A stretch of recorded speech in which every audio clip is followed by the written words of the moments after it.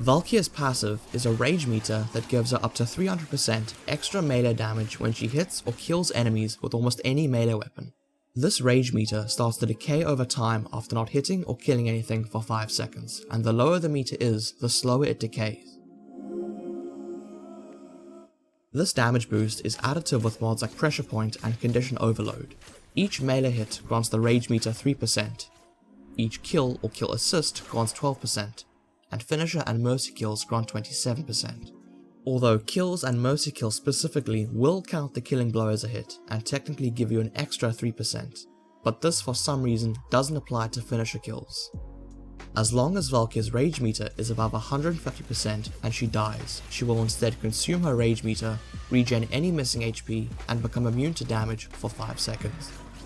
This effect has no cooldown at all, meaning if you can consistently stack up another 150% on her rage meter during those 5 seconds she is invulnerable, you are essentially unkillable.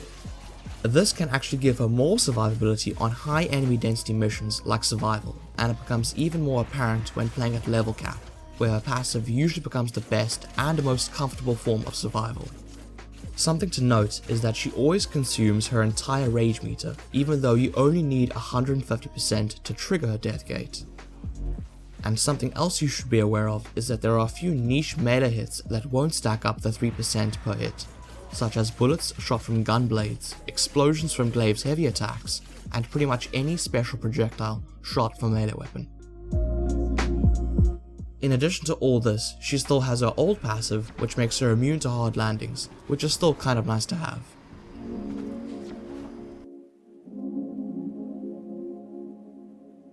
Valkyr's first ability is Ripline, costs 25 energy, and is essentially a grappling hook that can pull you towards terrain and enemies from up to a base 75 meters away. When it's cast on an enemy, it will then pull in other enemies within a base 9 meter radius after reaching the initial target, and Valkyr will do a light attack with her currently equipped melee weapon, including her Talons if Hysteria is active. This is nice for quickly grouping up and killing enemies to keep up or restack your passive, and traversing large open tile sets. Jumping, casting an ability, or melee attacking will cancel Ripline mid-pull and allow you to keep the forward momentum for a short bit, making this ability feel very smooth to use. Casting Ripline multiple times in quick succession will reduce its energy cost and increase the small amount of damage it does. This effect can stack up to a quarter of the energy and 4 times the damage after 2 casts. As for modding this ability, duration will increase the combo window in which the energy cost is reduced and damage is buffed. Range will increase how far away you can grapple to and pull in enemies from, and strength will increase the damage. Ripline's Augment, Swing Line, can go in your extra slot and simply makes the ability cost no energy while you are airborne and gives you a passive 20% parkour velocity. This can further add quality of life to Valkyr's kit, but is not at all necessary.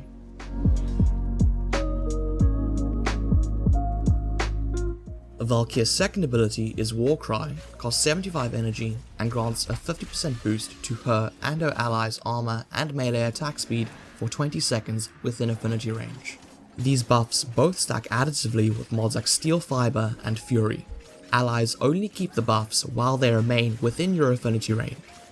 The attack speed buff is by far the most important part of this ability because it allows her to hit and kill enemies way faster, which in turn will charge her passive incredibly fast. As for modding this ability, duration increases how long the ability lasts, and strength increases how strong the armor and attack speed buff is. Notably, positive nor negative range can affect the radius of the buff since it's locked to your affinity range. Warcry's Augment, Eternal War, grants the ability 2 seconds extra duration for each kill you get while it's active, up to a maximum of 40 seconds. The kill duration and max duration are both affected by your modded duration. This augment offers nice quality of life and more energy since you'll need to recast Warcry way less if at all.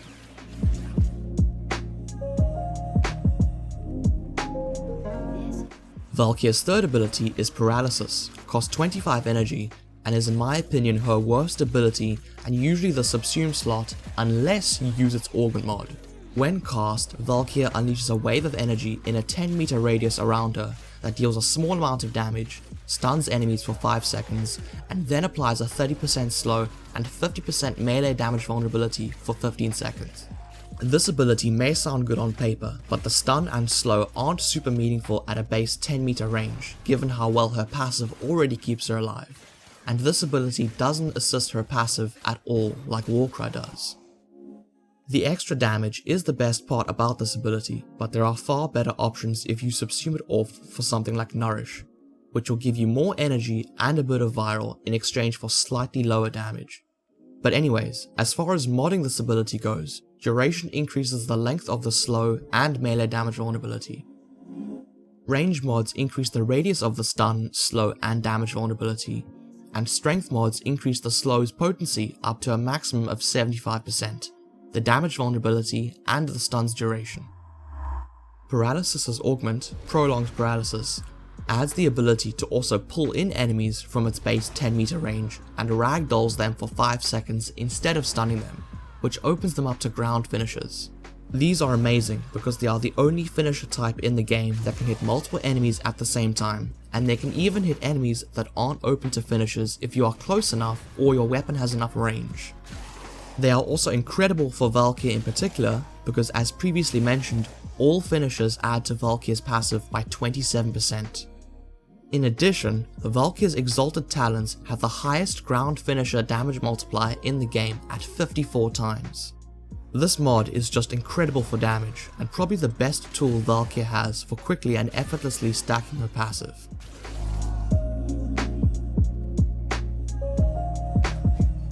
Valkyr's fourth ability is Hysteria, and that's probably what Valkyr is most known for, especially before she had her big rework. It costs 25 energy and drains 5 energy a second. When cast, the armor boost from Warcry gets tripled, she becomes immune to status effects, which also means she can't be knocked down or staggered, and she brings out her Exalted Talons, which have some incredible base stats. The most notable ones being 100% follow through, 50% base critical chance, and a high base attack speed. The damage of her talons can also be incredibly good given it scales off of Valkyr's modded strength. Additionally, Valkyr's talons restore 100 HP each time you hit an enemy. However, the two main downsides of her talons are their low base status chance at 10% and their relatively low range at 2.15 meters. As for modding this ability goes, strength increases the base damage of her talons and the amount of health restored with each hit, and duration decreases how much energy is drained per second channeled. Hysteria actually has 2 augments, the first being Hysterical Assault, which can go in your Exla slot, and simply allows you to jump onto enemies from up to a base 50 meters away if you aim, then melee attack with your talons. Additionally, you get a 50% boost to parkour velocity and sprint speed for 5 seconds each time you jump onto an enemy. One thing to note is that if you are melee attacking with her talons and then press your aim button, you will not jump onto an enemy. You have to stop melee attacking, aim, then melee attack again to jump. Duration mods affect the length of the parkour and sprint speed boost, and range mods increase how far away you can jump onto enemies from. This mod can be very fun and useful if you can get used to it. Enraged, Hysteria's second augment, gives Valkyr's talons a massive 350% boost to damage and critical chance, but in exchange, Hysteria only lasts 15 seconds at base duration and receives a matching cooldown, meaning you can only ever use Hysteria 50% of the time. In my opinion, this mod is not worth it just based off the fact that you can't consistently use Hysteria.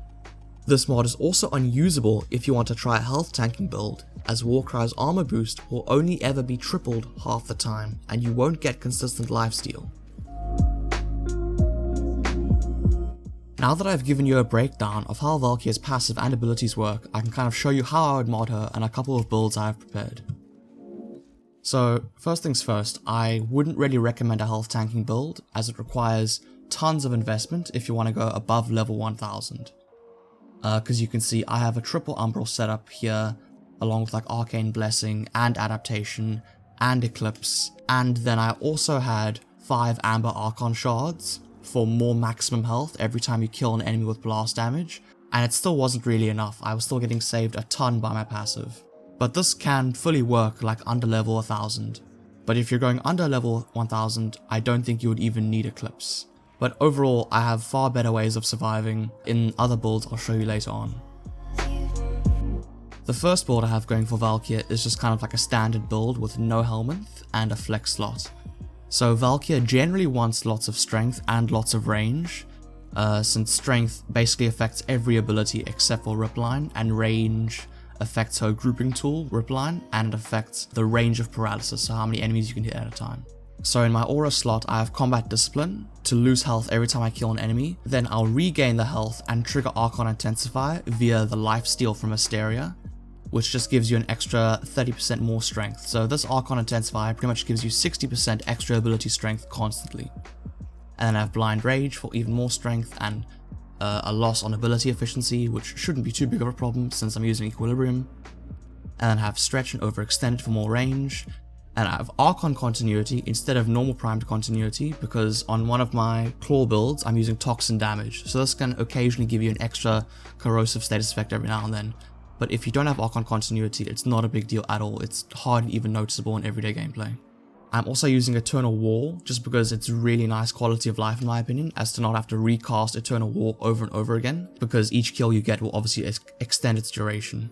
And it also makes it much easier to snapshot super high strength onto your Eternal War, like if you're using Archon Intensify and like Matterize Sling Strength. In your Exla slot, you can pretty much use anything. I'm just using Cunning Drift for a tiny bit of extra range, but you could also use Power Drift for more ability strength. Prime Sure-Footed is not necessary at all, because her 4th ability gives her complete status immunity, which does include knockdown. Alternatively, you could also use like a Hysterical Assault to leap onto enemies whenever you're using her 4th ability, or Swing Line for extra parkour velocity and easier use of Swing Line since it will no longer cost energy as long as you just jump before using it. As for the Arcanes, I use Arcane Battery on pretty much every build just because it gives you so much extra energy. You'll always hit like the 1000 energy cap as long as you have a bit of strength, and then you activate your 4th ability and Warcry, since Warcry's armor boost will then be tripled and it'll give you so much armor that it'll always pretty much give you the 1000 extra energy. And this means you'll never have to run Primed Flow, and it'll also give you way more energy than Primed Flow. So I pretty much use Arcane Battery on every build. And I'm also using Molt Augmented for an extra 60% ability strength whenever you get the 250 kills necessary. This is just a massive boost in strength, and strength is obviously really good for her.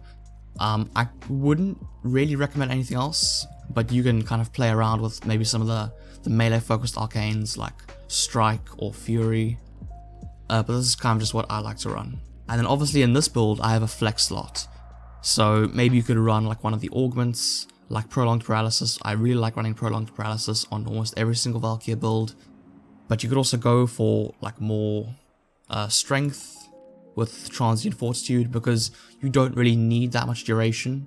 All you need is like above 100% duration, I would say, just to make sure this doesn't cost as much energy and to make sure this lasts a nice amount of time. But yeah, this is just kind of the standard build. It's not the strongest, but it is like just a jumping off point to get an idea of how to play her. But this build is still more than strong enough for most gameplay, like base Steel Path, EDAs and ETAs, and you could probably do level cap with this build as long as you were in a team of 4, because then the enemy AI would be dispersed between all 4 of you, and if you do make a mistake you can always just get revived. But yeah, your passive should keep you alive really well as long as you're being even somewhat competent. The second build I have is very similar to the first. It's pretty much got identical stats, but some of the quality of life mods have changed. So on this build I'm running Nourish over my first ability, and then since I've lost my grouping ability, since I'm not using Ripline, I've put on Prolonged Paralysis, so now Paralysis will group in enemies every time I cast it. Since it's a shield gating build, I have to run Brief Respite to recover my shields every single time, and you pretty much have to run Catalyzing Shields to lower your shield to 37, so then a cast of any of these abilities will fully regen your shields, and you can just fully refresh your shield gate constantly, and your shield gate will then be 1.33 seconds.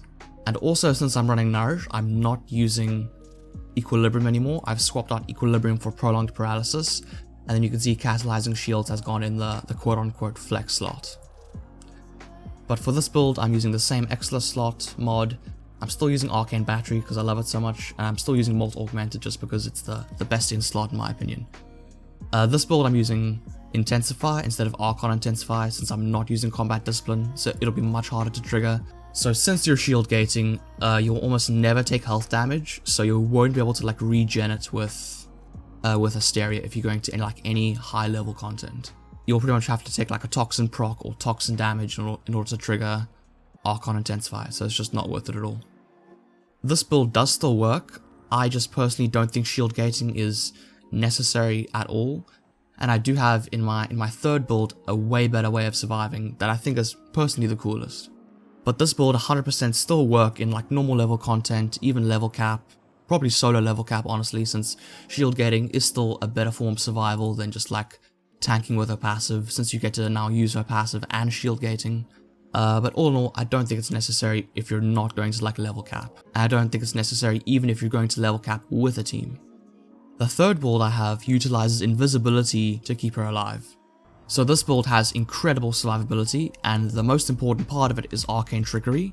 On finisher kill, 15% chance to become invisible for 30 whole seconds.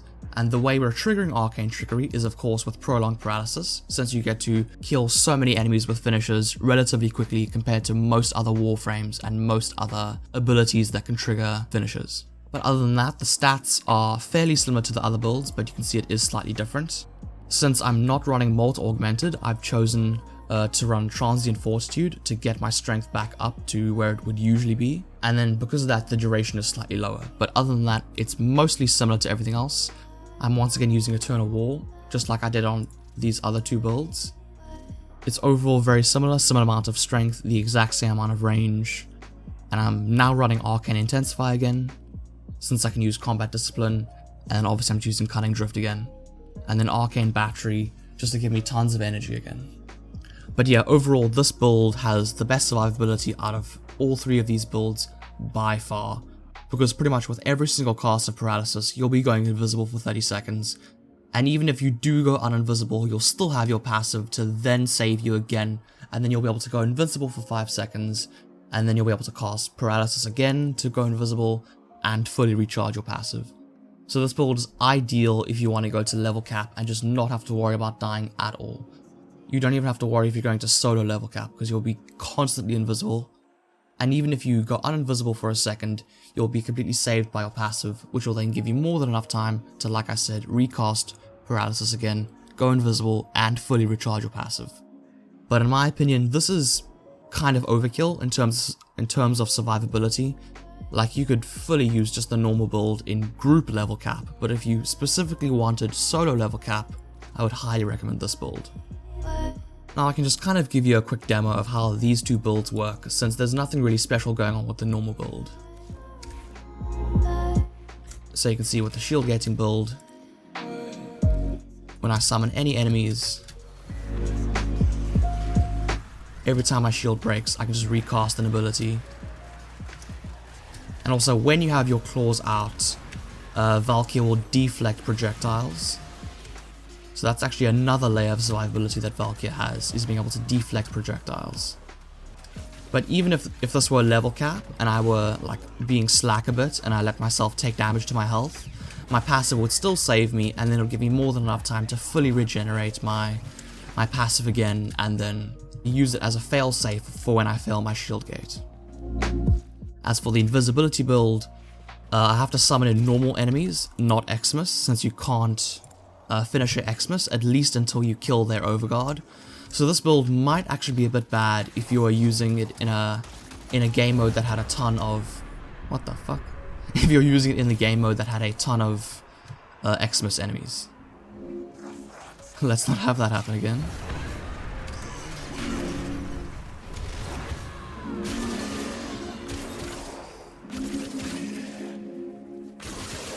So you can see, this just gives you tons of survivability.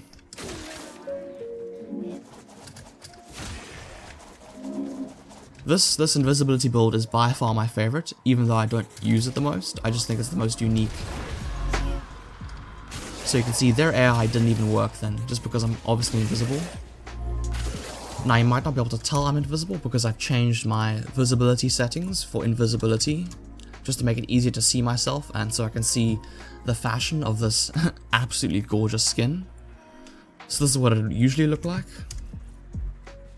but you can obviously change it to how you want, just in the settings under invisibility, or if you just search invisibility, it'll be under cloaked appearance, and you can change it how you like. Now, as for Archons Shards on Valkyr, I would recommend these ones, the Tau Forged Violet Archons Shards, for more melee critical damage. Each one will give you 75% extra melee critical damage, as long as your energy is over 500, otherwise each one will only give you 37% melee critical damage. But since we're running Arcane Battery, you'll always meet the requirement pretty much no matter what. If you for some reason didn't have Arcane Battery or you didn't want to use it, Primed Flow would still meet the requirements to get you over 500. If you didn't have any Tau Forged Violet Archon Shards, you could obviously use the Crimson Archon Shards for more strength or maybe more duration if you're having like energy troubles. But now I can show you what I've done for our Talons. So since the main weakness of our Talons are their low range, I am running Primed Reach and Spring Loaded Blade for an extra 5 meters of range. So when Spring Loaded Blade is fully stacked up, my claws will have 7.15 meters of range. Since her claws have super low status chance, it's pretty much just best to go for a raw damage build, since you'll never be triggering many status effects with Valkyr's Talons, unless you're doing something, I don't know, something wacky that I can't quite think of right now. But as for the rest of the mods, the stance mod is obviously Hysteria itself, this can't be changed. In the Excellence slot, I'm using a Tennokai mod. You can pretty much use any Tennokai mod that suits your fancy, but I just kind of like this because it gives you extra range for your Tennokai attacks, and that's obviously, like I just mentioned, her main weakness. So you can see I'm running Condition Overload, obviously the 2 range mods that I mentioned before. Primed Fever Strike is the toxin damage that I mentioned before, which can trigger Archon Continuity to give you a corrosive proc every now and then. Amalgam Organ Shatter for extra critical damage and heavy attack wind-up speed. Blood Rush for a ton of extra crit chance. Galvanized Steel for crit chance and crit damage. Spring Loaded Blade I already mentioned. Gladiator Might for 60% extra critical damage and more melee critical chance per your combo. Now in the Arcane slot, I'm using Melee Animosity.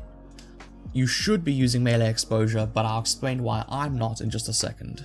So yeah, Melee Animosity gives you extra critical chance for each hit you get, and that will then apply to your next heavy attack. You could also use Melee Afflictions, because like I said, she has really low status chance, so this can actually be a way to get extra statuses if you like heavy attack to ragdoll the enemies and then hit them with a ton of light attacks or more heavy attacks to give tons of extra status effects. I wouldn't really recommend anything else. I do have a melee influence build that kind of works okay, I'll show you in just a second. Melee Fortification can give you extra armor, if that's what you wanted for like a health tanking build. Melee Vortex can actually be really funny. It can group up enemies super nicely as long as you have a source of magnetic status priming, so maybe with like a companion or something like that. But if you run Melee Vortex, you honestly wouldn't need Ripline or Prolonged Paralysis at all if you just wanted to use this to group up enemies, because it's actually super effective. But for my second claw build, I'm using Opportunity's Reach again, and then pretty much all the same mods again. The only difference is these 3 mods where I'm using Shocking Touch instead of Primed Fever Strike, Galvanized Elementalist for more status damage and status chance instead of Amalgam Organ Shatter, and then obviously Weeping Wounds for a ton of extra status chance instead of Gladiator Might. But out of these 2 builds, the Influence build is probably ever so slightly better, but I just don't like using it, and I don't think it's good enough by a large enough margin that if you enjoy the regular build, you should use it over it. But now I can kind of give you a quick demonstration of the damage that you can generally expect from this. So I'm just summoning level 180 Steel Path, Corrupted Heavy Gunner Xmas. These are like some of the tankiest enemies you can encounter in the game. So you can see before my combo is stacked up and before my mods are stacked up, the damage is pretty mediocre. But as soon as it gets going, you can see the damage is just amazing. And this is without a priming companion or a priming secondary, so the damage would be even higher if you had something like Doriga on, which I'll show you in just a sec.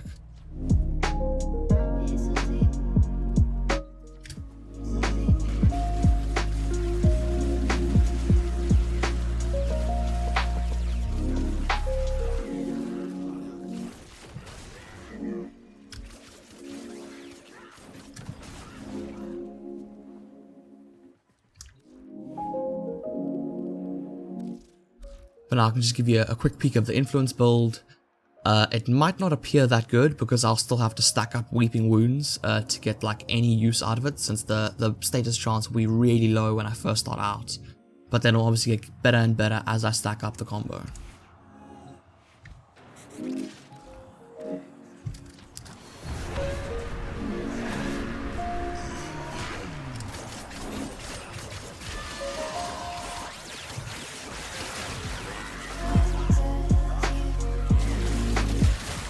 But then you can see as soon as it does trigger, it does kill pretty much every enemy, because even though her Talons have a really low status chance, they just deal so much damage that even like one electric proc will just pretty much kill the whole group.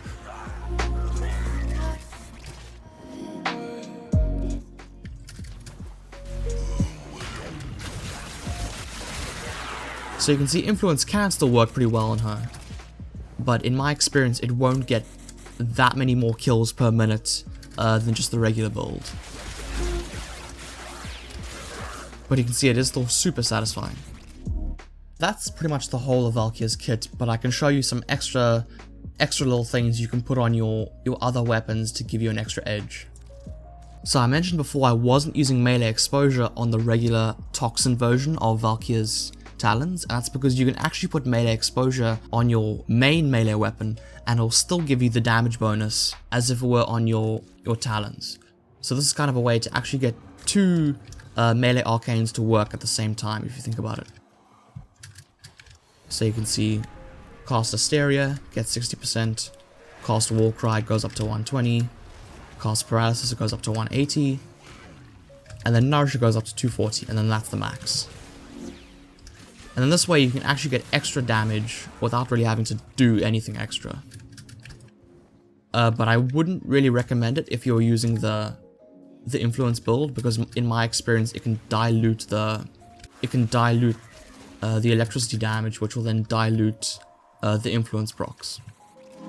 And then as for my primary and secondary, pretty much the only thing you could really do is run primary dexterity for more melee combo, and then if you did need to use your primary and secondary weapons as like a last resort, like if you ran out of energy, they would pretty much have fully stacked up damage from you getting kills from her Talons.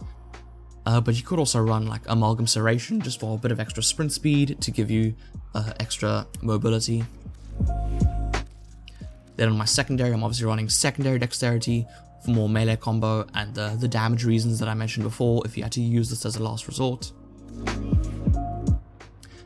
And then something I recently learned is that with the addition of heavy weapon arcane adapters, you can actually put primary and secondary dexterity on your heavy weapon, and then you'll get an extra 15 seconds of combo duration pretty much for free, like even if you weren't using the heavy weapon. So like all in all, with all of this, you'll pretty much get an extra 15 seconds of combo duration just completely for free.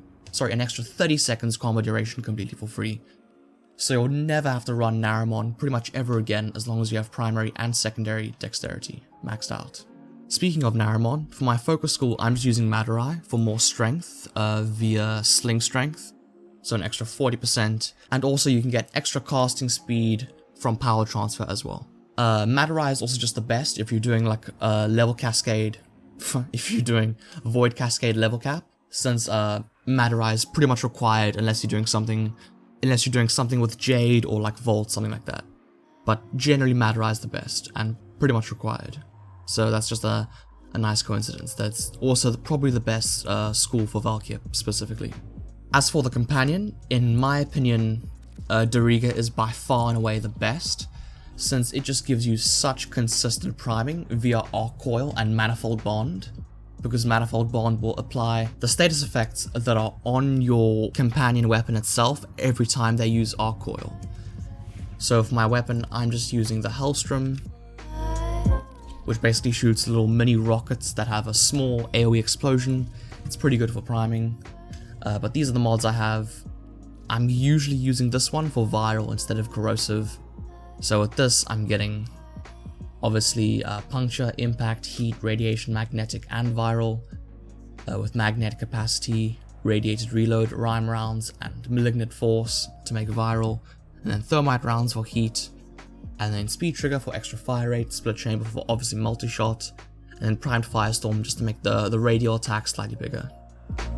Now, if you're using a Valkyr build that had Nourish on it, you can instead use the corrosive version, which pretty much the only difference is just high voltage instead of rhyme rounds.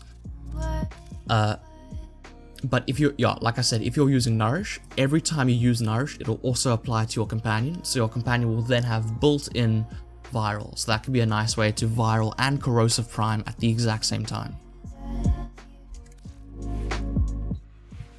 So with now Dariga equipped, I can show you the type of damage that you will now get.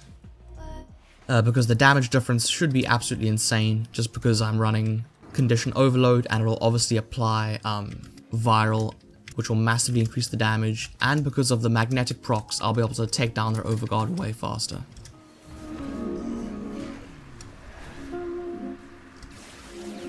So you can see now they just completely evaporate. This is why I love Dariga so much, it's just such easy and consistent priming. There are companions that can give you extra functionality and a bit of priming, but I think Dariga is still the best just due to how amazing its priming is.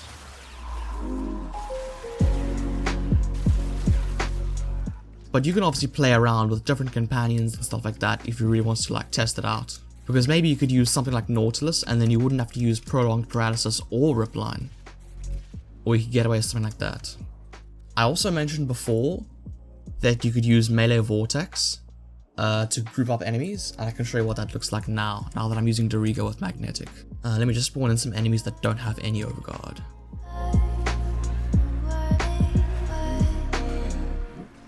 So now anytime you kill an enemy, they just all completely group up. I think this arcane is actually kind of underrated, even if it isn't like actually the best. It's still just super fun to be able to do this constantly. Because it means you wouldn't have to cast Ripline or Prolonged Paralysis at all. You can just go ham and button mash all over the place.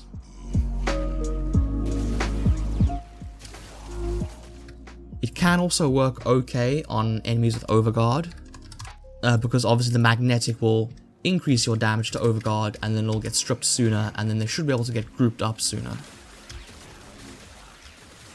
So you can see those enemies got pulled, she got pulled. But you can see you'll usually just kill them before you can even pull them in if they're Xmas units. But that's not a bad problem to have. And hopefully my next video won't take so fucking long to release. It's been way too fucking long, and I've been slacking a bit, if I'm being real. Okay, cool. Bye. This mod is just incredible for damage, and probably the best tool in Valkyr. This mod is just incredible for damage, and probably the best...